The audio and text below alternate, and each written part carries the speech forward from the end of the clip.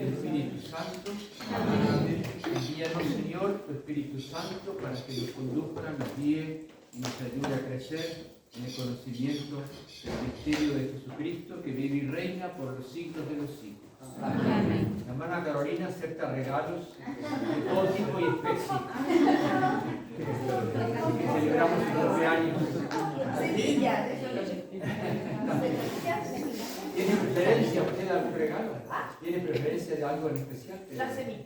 Semilla de huerta. La huerta. Bueno, para seguir avanzando en nuestra profundización, conocimiento de la regla, siempre es bueno y nos ayuda tener claro el orden que San Benito le dio a la regla, cómo él la organizó. Hay distintas formas de presentar esto, lo van a encontrar en los comentarios de distintas maneras. Yo les presento una que me parece muy sencilla y que está conforme al texto de la regla, ¿no? Hablamos de un prólogo, dónde vamos, cómo vamos. El prólogo es eso, ¿va? Yo a veces es bueno tener 4 palabras para entender. Prólogo, dónde vamos y cómo vamos. O sea, nuestra meta y cómo llegamos. ¿Qué bus tomamos, ¿no? Para llegar a la meta? Un epílogo, confesiones de autor, ¿no? San Benito nos dice cómo escribió la regla, para qué, cómo, confesiones de autor, basta con eso. Es lo que en otras obras de distintas características algunos ponen al inicio. San Benito lo pone al final. Entonces, ¿dónde vamos? ¿Cómo vamos? Confesiones de autor. Capítulos 1 a 7, el arte espiritual. Y ayer vimos el capítulo 1, que tiene destinatarios y definición. Destinatarios y definición. Este tipo de esquematizaciones siempre tómenlo con cuidado porque uno no puede absolutizar esto. Simplemente ayuda, ¿no?, a entrar en el movimiento de la regla. Después los capítulos 8 al 18, liturgia de las horas. Acá pueden poner una flecha y decir salmos. 90% del que San Benito propone allí son salmos, ¿no? Es decir, rezar con salmos. Preguntan a algunas personas a veces, este esquema que San Benito trae en la regla, ¿hay algún monasterio que lo siga usando? Sí, más de uno. En la orden nuestra los hay. Y el abad primado lo acaba de confirmar en la última visita que hizo. ¿Es bueno? Depende. Depende de qué tipo de comunidad. Yo, donde he estado y que siguen esta liturgia que propone San Benito, el único punto que veo es que naturalmente la comunidad tiende a poner el pie en el acelerador. O sea, van rapidito, ¿no? Porque es muy extenso. Entonces suele ser un poco excesivamente ágil, ¿no? Había un caso, un monasterio que era famoso en Italia porque uno no llegaba nunca a ponerse a la par, ¿no? Entonces, bueno, pero los capítulos 19 y 20, algunos los ponen dentro de la organización del monasterio y otros los consideran una bisagra entre la liturgia de las horas y la organización del monasterio. Ustedes pueden tener, algunos incluso lo consideran dentro de la liturgia de las horas. Propiamente no forman parte de la liturgia de las horas.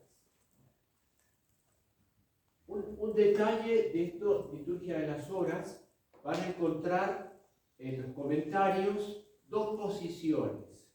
Una, San Benito así la escribió, así la propuso. Otra no es de San Benito, sino que los monjes, cuando tuvieron que dejar Monte Cassino e irse a vivir a Roma, en la basílica que les asignó el Papa, San Juan el Laterano, se adaptaron a la liturgia basilical y compusieron dieron forma al orden que hoy tenemos en la regla. Son dos posiciones posibles ambas, podemos incluso combinarlas. En todo caso, hoy tenemos esa forma. Después, capítulo 21 al 66, la organización del monasterio. Eso está claro. Estos capítulos los dedica Benito a organizar los detalles de cómo él quiere que funcione el monasterio. Acá, entre corchetes, les voy a poner los capítulos 23 al 30, que son los de mal llamado Código Penal. Suena feo, digamos, ¿no? Entonces, pongan corrección, entre comillas, ¿no? Corrección, ¿qué quiere decir corrección? La corrección de las faltas, ¿se entiende? Que está fundamentada, capítulo 23, en el Evangelio. Si alguien comete una falta, va y se lo dice, si no hace caso, busca otro testigo, y si tampoco hace caso, me lo patean para afuera, ¿no? Entonces, bueno, esta corrección que San Benito propone, él la va desarrollando del capítulo 23 al 30, y hay otros elementos que aparecen en distintos capítulos. Hay acuerdo actualmente en reconocer que la primera redacción terminaba en el capítulo 66, donde San Benito dice: quiero que esta regla se lea con frecuencia para que nadie pretexte ignorancia. Y después agregó en una segunda redacción los capítulos 67 al 72, que están centrados principalmente en temas de vida comunitaria. Son temas de vida comunitaria. Sobre todo los capítulos 71 y 72, los dos finales de esta segunda redacción. Esto era frecuente en la iglesia primitiva. Muchos padres tienen dos redacciones de distintas obras. San Agustín, por ejemplo, revisó toda su obra en las retractaciones. No es que se retractó, sino que revisó y en muchos casos ajustó o dijo: esto que puse acá hoy lo veo un poco de otra manera, etc. San Benito, sin duda, o probablemente influenciado por la regla de San Agustín, revisó todo lo que había hecho y dijo: voy a poner algo un poquito más expreso, más claro, sobre la vida en comunidad. ¿Se entiende? ¿Esto por qué es bueno? Porque nosotros hacemos lecturas, yo propuse esto, continuas, ¿no? Y algunos monasterios tienen un formato y otros otra.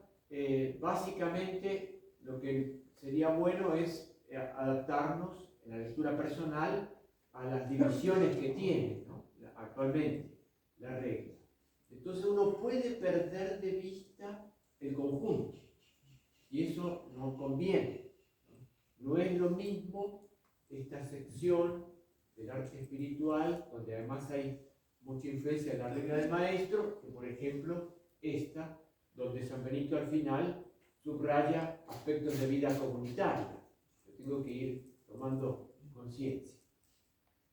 ¿Puedo borrar? Bueno, entonces, ahora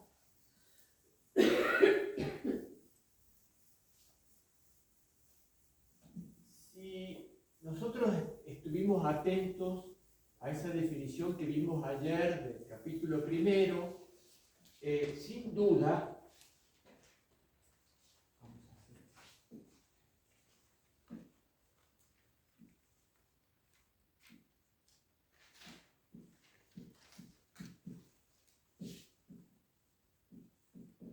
dijimos, la figura del abad es fundamental en la regla de San Benito. Y es un tema no fácil, ¿no? Porque como ocupa mucho espacio, digamos así, en el monasterio, siempre es un lugar, una persona que hay que andar con cuidado. Es decir, andar con cuidado en el sentido de cómo es el servicio abacial. El capítulo 64, ¿qué nos decía del abad? ¿No? Decíamos, discernimiento es el que discierne, ¿no? Decíamos esto. Después con el 27, también el 64, es médico, es pastor, ¿y qué más? Administrador.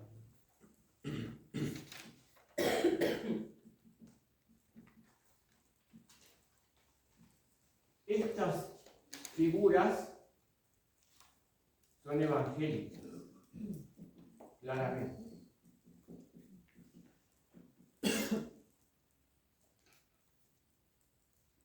Jesucristo asimismo no se presenta como médico, pero dice en el Evangelio, vine a buscar no a los sanos, sino a los enfermos. Ahora, acá falta, ahora es necesario que vayamos al capítulo 2, porque si no, nos quedamos con una visión parcial. San Benito quiso poner 2 capítulos dedicados al abad. Y el capítulo 2 nos va a entregar algo que está faltando, o por lo menos no lo vemos tan claro en estas afirmaciones. ¿Y qué es lo que acá no aparece así meridianamente claro? ¿Qué es lo que nos está faltando? Vamos al capítulo 2. El capítulo 2 es más difícil que el 64, porque es largo y por momentos nos pierde un poco. ¿Y saben por qué? Porque Benito le metió tijera al maestro. Y entonces quedó un poco, ¿vieron cuando alguien corta el pelo a otro y no sabe cortar el pelo? Deja medio de las mechas, medio desordenadas. Bueno, algo así, ¿no? Como que hubiera pasado algo así. Entonces, lo más importante, versículos 1 y 2. Un abad, digno de presidir un monasterio, debe acordarse siempre de cómo se lo llama y llenar con obras el nombre de superior. Un poquito oscuro me queda. Se cree, versículo 2, en efecto, que hace las veces de Cristo en el monasterio, puesto que se lo llama con ese nombre, y testimonia, Romanos, según lo que dice el apóstol, recibieron el espíritu de adopción de hijos, por el cual clamamos Abba Padre. Por tanto, Benito, de una manera no del todo fuerte ni clara, dice que en el monasterio el superior es padre o madre. Y acá empiezan los dramas, como bien dijo él, ¿no? Porque nosotros inmediatamente, mal hecho, le aplicamos, como pasa en muchos capítulos, ahora voy a decir un caso, un formato psicológico. Entonces pensamos en mi papá y en mi mamá. Y entonces, este abad no es mi papá, es todo lo contrario. No se porta bien como padre. Porque no es el padre. No lo va a hacer nunca. Por razones obvias. ¿No? Salvo que hubiera entrado el hijo de alguien, ¿no? Pero si no, no va a ser, tampoco va a ser la madre, ¿no? Y voy a poner el ejemplo. Me tocó en una ocasión acompañar una psiquiatra y un psicólogo. Psicólogo, eran las dos mujeres, de armas tomadas. Y me dijeron, queremos hacer con usted un año de lectura de la regla de San Benito. Veníamos sobre ruedas hasta que llegamos al capítulo 7. Fue un drama. este capítulo es la negación de la autoestima. Y bueno, y ahí empezamos. Y entonces que esto, que lo otro, que por qué anda con la mirada baja, y bueno, toda una serie de cuestiones. ¿Por qué? ¿Cuál es el punto de crisis? Que San Benito está hablando desde la fe, no desde la psiquiatría. Es un tema evangélico. Si uno no aplica criterio de fe, choca contra la pared.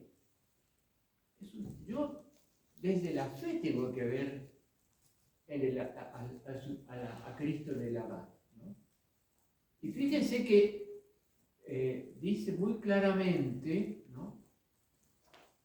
Se cree que hace las veces de Cristo.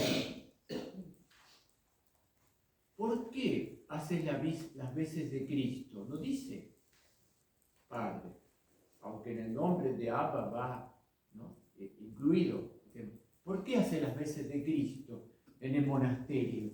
Porque engendra a la fe.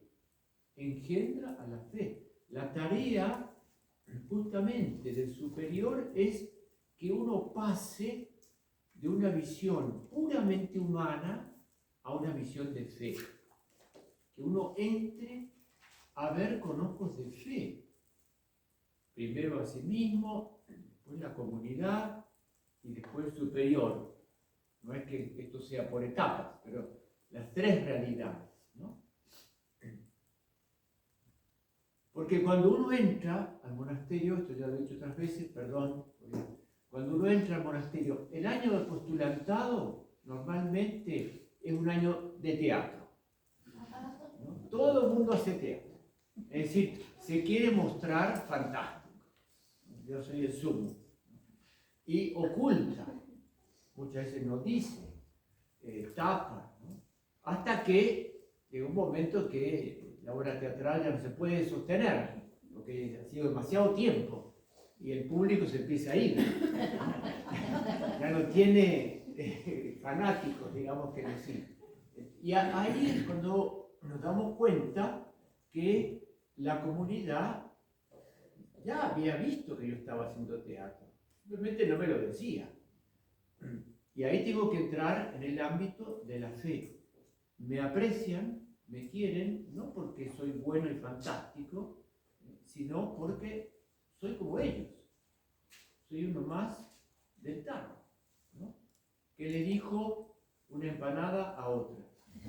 De carne somos, hermanos, ¿no? Es decir, estamos todos en el mismo. Mientras uno no baja a esa realidad, no dice que pasa esto, ¿no? Todo, yo me acuerdo, yo tengo muy vivo, cuando vino el maestro novicio, yo llevaba varios meses ya, cerca del año, poco menos, de postulante, y me dijo, bueno, así como va usted, me parece que prontito afuera. Entonces, bueno, yo siempre le agradecí que no me lo ocultara, digamos. Entonces me dijo, yo le pregunté, ¿y ahora qué hago? Mire, hay una medicina que le puede ayudar de urgencia, ¿no? Tipo una penicilina cuando uno está muy mal, ¿no? Vaya y pregúntele a cada monje qué piensa de usted. Fantástico.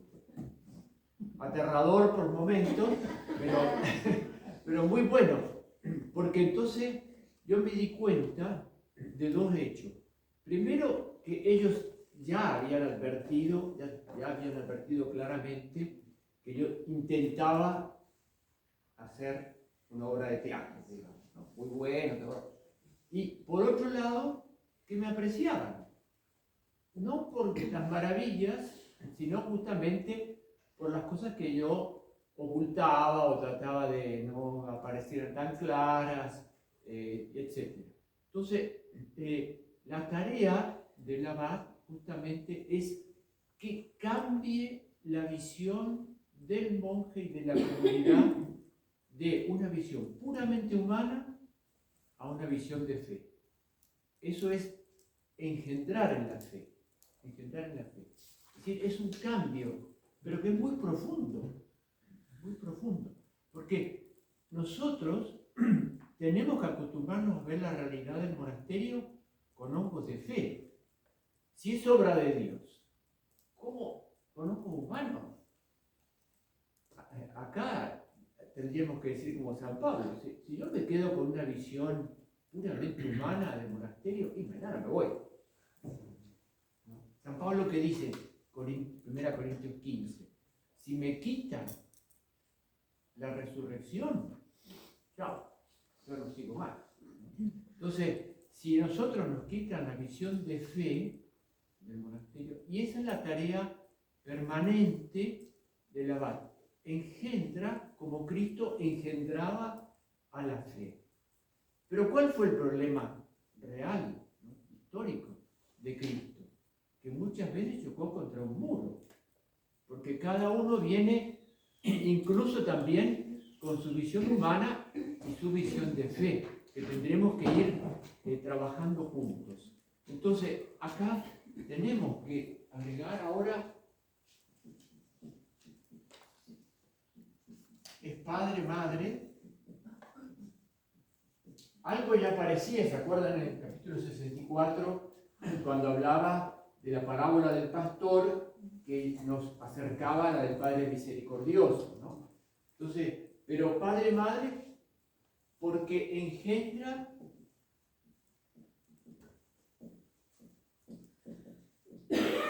a la fe.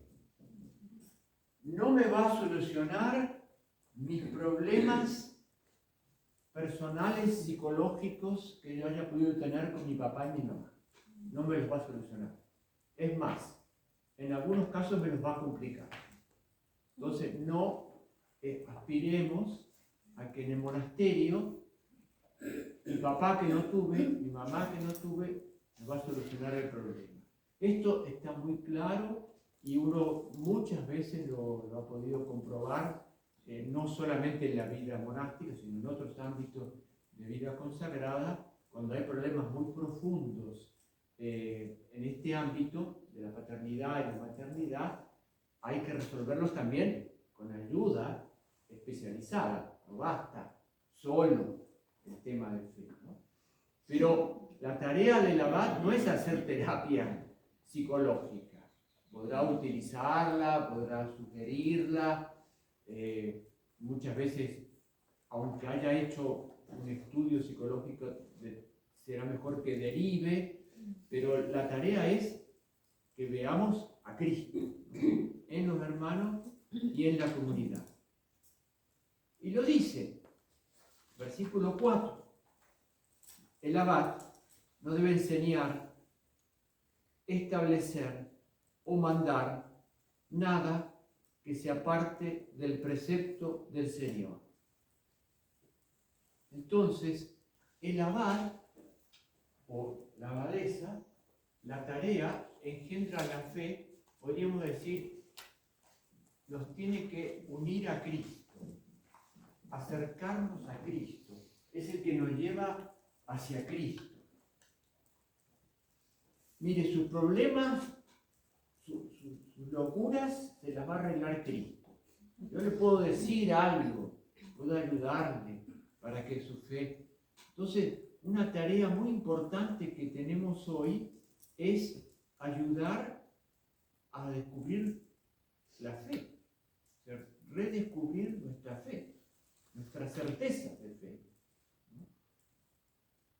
Volvemos a lo que yo decía, uno está por Cristo, sigue por Cristo o se tiene que ir por Cristo. No puede haber una motivación de otra naturaleza, porque los monjes que muchas veces uno ha conocido que se han quedado por otras motivaciones, llega un momento que incluso se preguntan ¿para qué sigue en el monasterio?, ¿no? Como que se les empieza a vaciar de contenido y tienen que hacer un esfuerzo por encontrarse con Cristo, ¿no?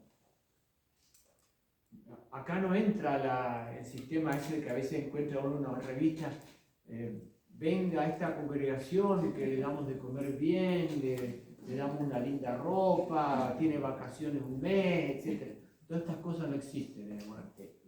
Entonces, Eso es fundamental. Versículo 11. No voy a leer todo, voy viendo algunos aspectos, ¿no? La tarea entonces del abad es doble doctrina, que es ejemplo y enseñanza. Doble doctrina. Ese es el gran desafío.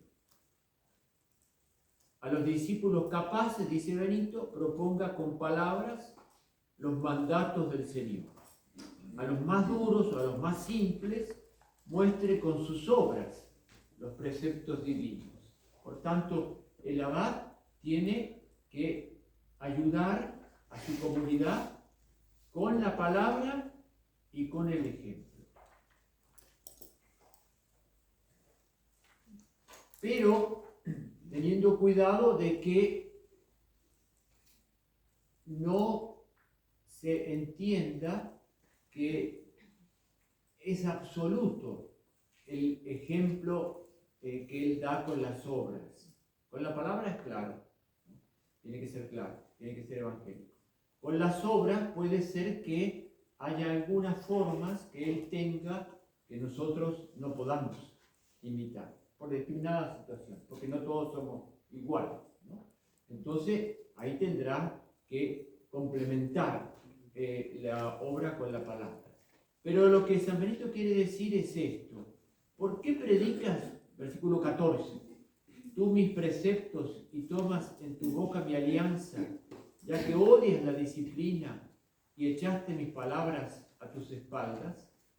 ¿Por qué veías una paja en el ojo de tu hermano y no viste una viga en el tuyo? El monacato cristiano, desde el principio, tiene un tema que tocamos el otro día, la acusación de sí mismo, y nunca, por ningún motivo, juzgar al otro. No juzgar. Es algo que repiten permanentemente, el peligro del juicio del otro. Juicio que muchas veces va con condena también, ¿no? ¿En qué versículo está eso? Esto está en el versículo 14 y 15 del capítulo 2. En algunos apotegmas aparece de un modo muy fuerte. No juzgues, porque él hoy, tú mañana, ¿no? Entonces, así de brutal, digamos, ¿no? Entonces, nosotros no nos toca juzgar, sí nos toca que pueda haber la corrección que es en la regla de San Benito, ayudarlo a que vea. Pongámoslo un poco más en lenguaje contemporáneo, que entre en sí mismo. Esa es la corrección, ayudar a que otro entre en sí mismo. Porque yo me había desparramado para afuera y no me daba cuenta.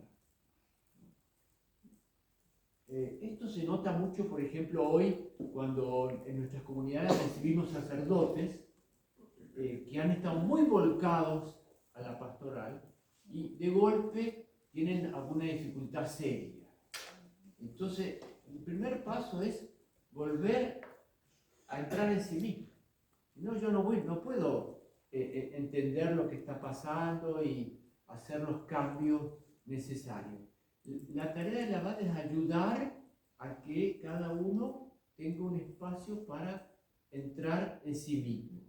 A veces se puede hacer con una enseñanza o con el ejemplo. Otras veces habrá que recurrir incluso a la ayuda especializada y que no hay que tenerle miedo, tampoco hay que exagerarla. Hoy es como ir al dentista, digamos, en algunos momentos hay que tener esa posibilidad, ¿no? Que me ayude a entrar en sí mismo. Ustedes dirán, ¿por qué hoy hay que muchas veces procurar una ayuda extra para entrar en sí mismo? Porque es algo perdido. Es decir, hoy la sociedad en la cual vivimos y nos movemos y existimos, diría San Pablo, no favorece la introspección. ¿Cuál es el ejemplo más claro que tenemos? Voy a poner dos ejemplos. más claro que tenemos de la imposibilidad o el obstáculo que se le pone al entrar en sí mismo. El celular. El celular es volcado continuamente hacia afuera. No es que sea malo, no es demoníaco. Las cosas no son eso. El uso que hacemos, ese es otro tema, ¿no? Puede ser muy útil. Puede ser muy útil. Por ejemplo, uno necesita turnos médicos, un montón de cosas, es utilísimo, ¿no?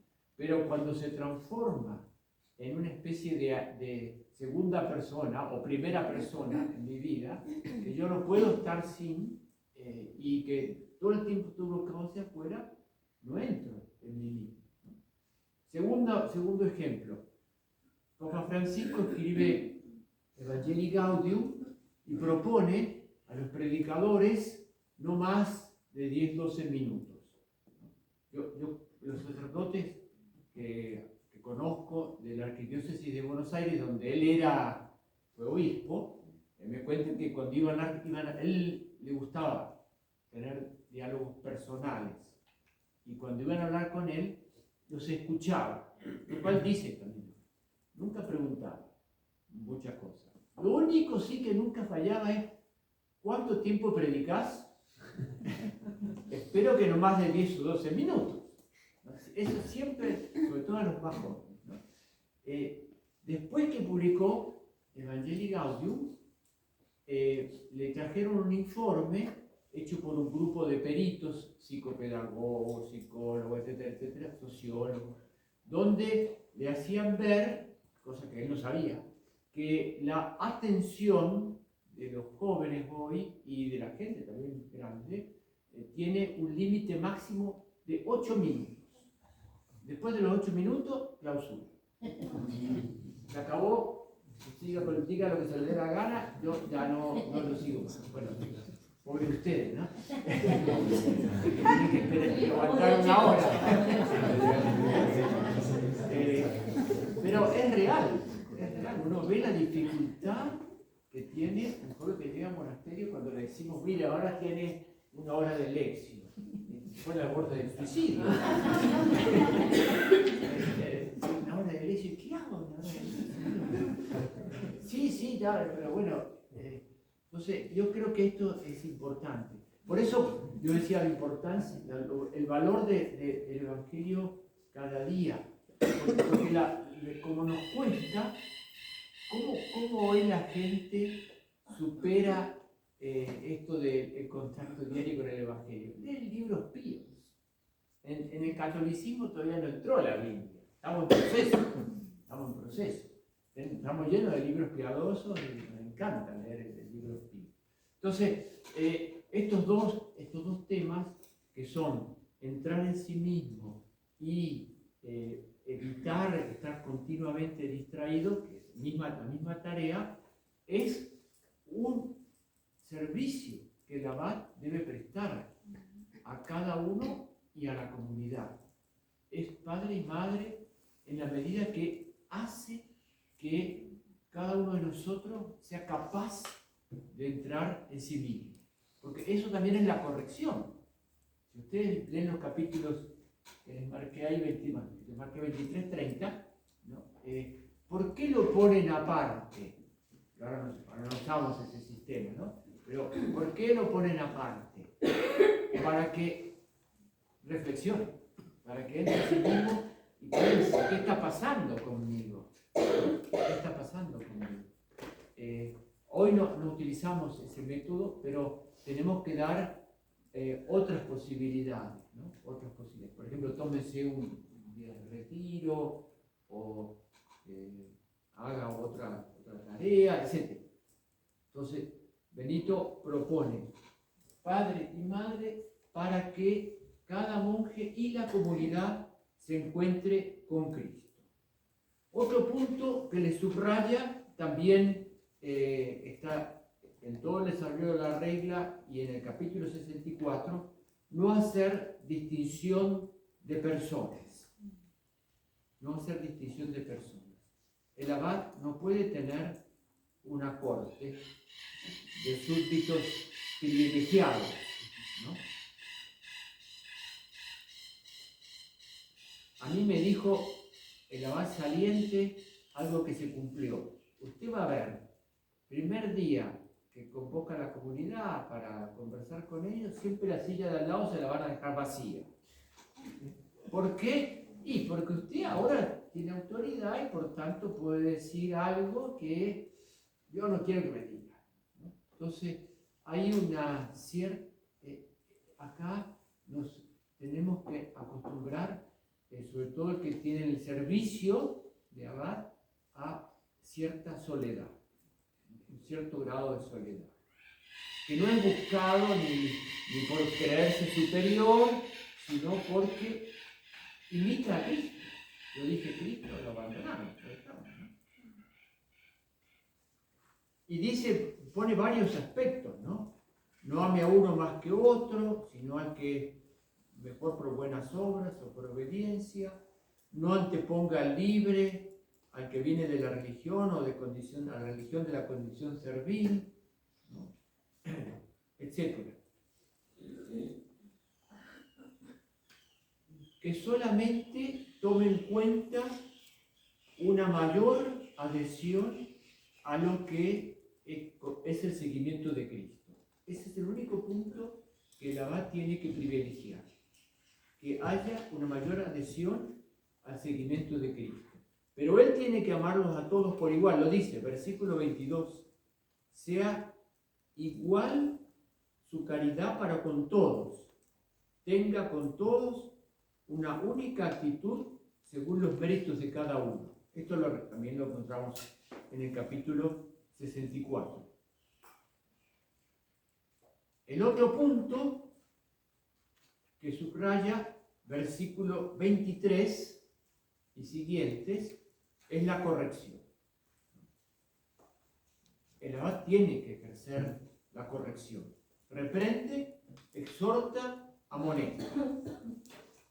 Un texto de las cartas pastorales de Pablo. Reprende, exhorta, amonesta. Pueden poner corrige, un poquito menos fuerte que reprende en castellano. Dice en latín argue, o sea, porque puede ser arguye, ¿no? Corrige, exhorta y amonesta o increpa.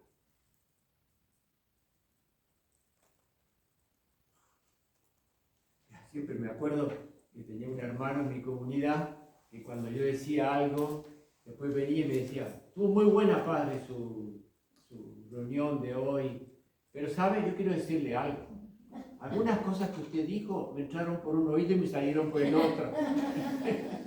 Eso pasa en nuestras comunidades, ¿no? A veces nos entra por uno y sale por el otro. Y uno se da cuenta que pasó, ¿no? Pero no tiene que abandonar la función. Es decir, está bien, pero a veces tanto entra y sale, tanto entra y sale, que al final algo va a quedar. Es decir, no tiene que cansarse. Cuando uno ve que ya entró en una fase de mucho cansancio, tiene que dar un paso al costado, porque es como que ya no soporto más. Entonces, pero San Benito propone esto, ¿no?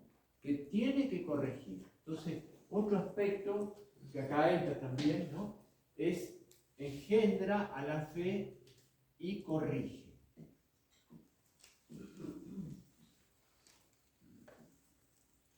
Este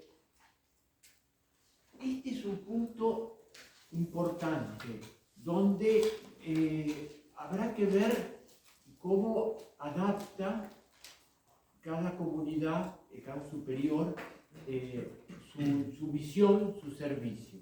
Porque, a ver, me explico. El padre en una familia es el que pone límites, o el que debería poner límites. Bueno, hoy tenemos problemas con este tema, ¿no? Muchos. Estamos inmersos con esta cuestión. Pero técnicamente, históricamente, pongan el nombre que quieran, es el que debería poner los límites. El superior tiene que poner determinados límites. San Benito le ofrece las reglas. La madre no pone límites. Pero por eso en la parábola del Padre Misericordioso, el padre actúa como madre. Ahora tendrá que ver de qué manera una abadesa también ayuda a la comunidad que tiene en su cargo, a su servicio, que la debe servir, con determinados límites. ¿Cómo hace la adaptación en ese caso? ¿No? Que no es igual. No es igual. Entonces, corregir es una tarea importante. Corregir, acuérdense que en el capítulo 64 ya vimos que Benito lo que hizo fue decirle no se sobrepase.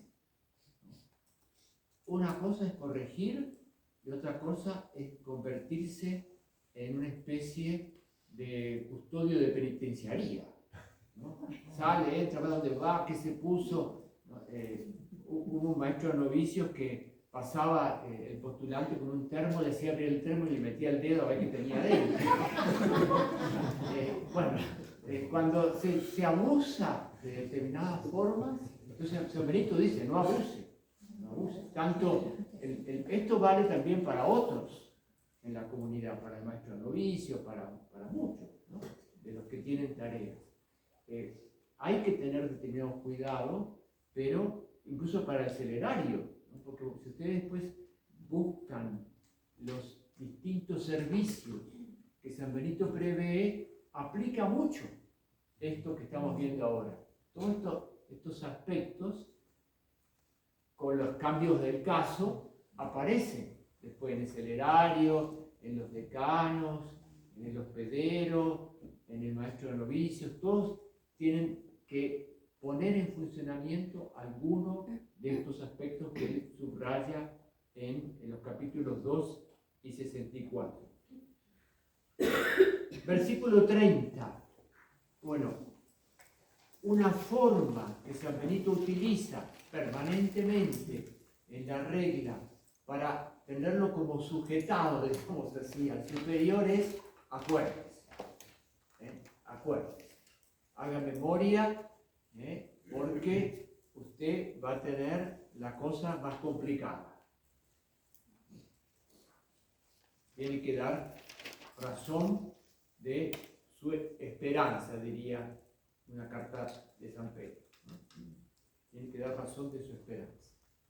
Sepa, versículo 31, qué difícil y ardua es la tarea que toma. Regir almas, servir temperamentos de muchos, con unos deberá ampliar halagos, con otros reprensiones y con otros consejos, ¿no? Depende de los momentos, las circunstancias. En ocasiones también puede tomar alguna decisión en base a algo que se ha venido repitiendo y no dio muy buen resultado. Bueno, vamos a modificar algo, vamos a ajustarlo. Y lo más difícil que le propone, versículo 32, conformarse, adaptarse a todos según su condición e inteligencia. Es decir, tiene que moldearse, tiene que ir adaptándose a las distintas situaciones. Las ovejas no funcionan todas iguales. Algunas se puede escapar, alguna puede ser que se me tire al suelo y la tenga que levantar, etc. Sería bueno hacer un curso de pastor con ovejas animales. Y después, antes de una elección abacial, los candidatos a hacer un trabajo con ovejas. Entonces, ayuda a ver que no se puede usar con todos el mismo formato. Y que a veces también, en algunos casos, uno tiene que permitir algunas situaciones que no es que no vea lo que está pasando, pero tiene que saber esperar en ciertos momentos.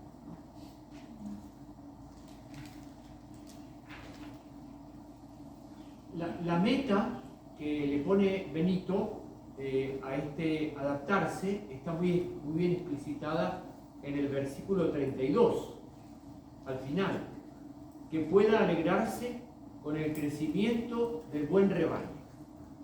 Que pueda alegrarse con el crecimiento del buen rebaño. Que no se identifica con cantidad, sino cualidad. no es cuestión de cantidad. Este vicio que tenemos nosotros, digamos monasterio, ¿cuántos son? ¿No? Eso lo encuentro horrible, ¿no? Es decir, ¿cómo están? Preguntemos primero, ¿no? ¿Están bien? Después si quieren pregunto cuántos son, pero bueno, no empecemos. ¿Cuántos son? Parece que un monasterio es más y somos más numerosos, ¿no? No es eso, ¿no? Y además hay que empezar a prepararnos a esta nueva realidad de pequeñas comunidades, ¿no? Versículo 33 aparece lo del administrador, pero le hace una advertencia. No se preocupe de las cosas pasajeras, terrenas y caducas, de tal modo que descuide o no dé importancia a la salud de las almas encomendadas a él. Piense que recibió el gobierno de almas de las que ha de dar cuenta. La tentación, pero esto nos pasa a todos los que hemos sido, o creo que son superiores. Es más fácil manejar cosas que no personas, evidentemente. Entonces, y es mucho más recreativo y digamos que así nos planifica mucho más poder hacer una administración que nos entra dinero, con una construcción, etc., ¿no? Yo siempre me acuerdo de lo que decía nuestra antigua abadesa, ¿no? Construir es fácil, mantener es muy difícil, porque después hay que construir, vamos rápido. Entonces, el gran peligro del superior es ser un administrador de cosas y no de personas. Porque administrar personas, o sea, ayudar, servicio, ¿no? La administración de todo lo que tiene que ver con el bien de las personas, según lo que propone la parábola. Porque, ¿qué quiere decir la administración de personas? Que yo me realice porque un monje, por ejemplo, puede ser un buen profesor de liturgia, o que yo me realice porque un monje puede ser un buen conductor de la máquina de cortar césped y no se estrelle contra los árboles, o yo me realice porque un hermano o una hermana puede ser muy buena en la cocina y no me queme la comida y la cocina. Y así, es decir, que el abad se tiene que realizar porque haya monjes que hagan bien y que se puedan preparar sus tareas, ¿no? Y yo esto empiezo a verlo en muchas comunidades que, por ejemplo, tienen un monje que le gustaba todo lo que tiene que ver con viñas, etc., y hoy es un especialista en vinos y va a congresos vitivinícolas, etc. O sea, ampliar la mirada de manera tal que yo pueda sentir gozo de que los demás estén plenamente realizados, humana, por supuesto, sobre todo espiritualmente, humana y espiritualmente. Porque uno no vino al monasterio a sufrir, eso no debería ser. Ya hay una cuota de sufrimiento que está bien implícita, ¿no? Eso ya San Benito lo dice, tienen hombres cabalgando sobre su cabeza, ¿no? Es decir, hay una cuota implícita, pero uno debe ponerle más a eso. No es que yo, para que usted se salve, lo voy a azotar 3 veces por día, porque así usted flagelado va a salvarse. Ahora, ¿a usted le gusta flagelarse? Bueno, veamos cómo lo hace para que no tenga que internarse en un hospital, ¿no? O sea, ahí hay que buscar esa forma. Todavía no nos resulta siempre fácil esto, ¿eh? Es un tema complejo, es delicado, es difícil, es un tema que tendremos que ir reflexionando y creciendo juntos. Lo dice, ¿no? 37. Sepa que quien recibe almas para gobernar debe prepararse para dar cuenta de ellas.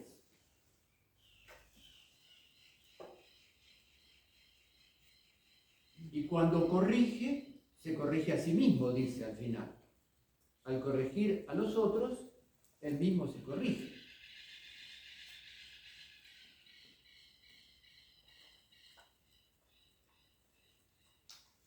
Bueno, acá entonces tenemos un cuadro que es como el marco, podemos decir, dentro del cual cada superior después tendrá que ver de qué manera adapta sus condiciones a este marco, ¿no?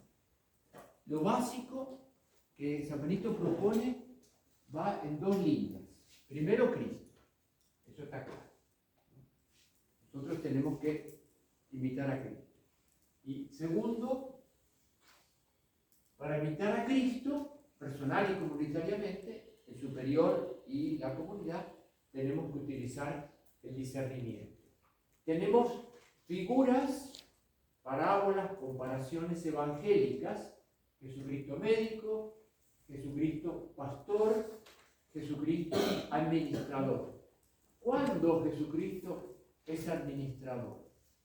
Toda vez que Él indica cómo se distribuye. Por ejemplo, hoy, ¿no?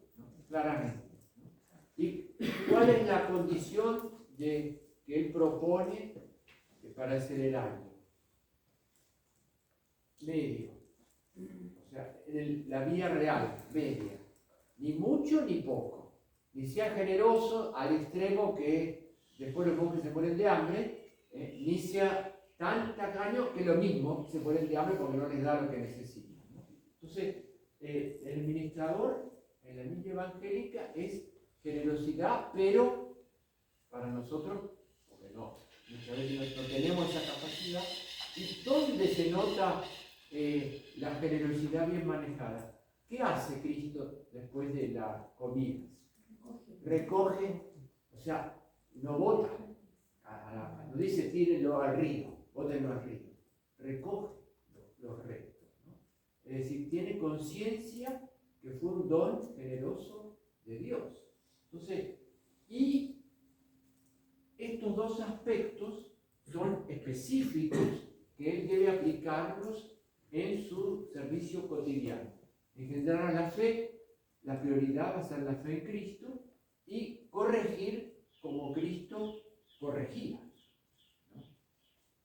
Entonces, está muy claro que Benito tiene esta enseñanza. El abad debe, igual que cada monje, ante todo debe tratar de imitar a Cristo. ¿Cómo imita a Cristo? ¿De qué manera imita a Cristo? Bueno, nos da toda una serie de posibilidades. Un superior humano normal no va a tener todo. A lo mejor le sale bien administrador y pastor, y como médico es un peligro público, porque no tiene esa. ¿Y qué hace cuando no tiene esa posibilidad? Hace muchos años ya, y esto es algo que todavía cuesta, Don Wycliffe, que fue primado, después fue obispo en Estados Unidos, él decía que hay que aplicar el principio de subsidiariedad, ¿no? En lo que yo puedo, hago. En lo que no puedo, tengo que buscar ayuda. Si yo, por ejemplo, tengo que instalar un sistema de internet, no tengo la más remota idea, voy a hacer un desastre si me pongo yo. Tengo que buscar a alguien que sepa del tema. Y hoy esto es cada vez más, porque está en la especialización.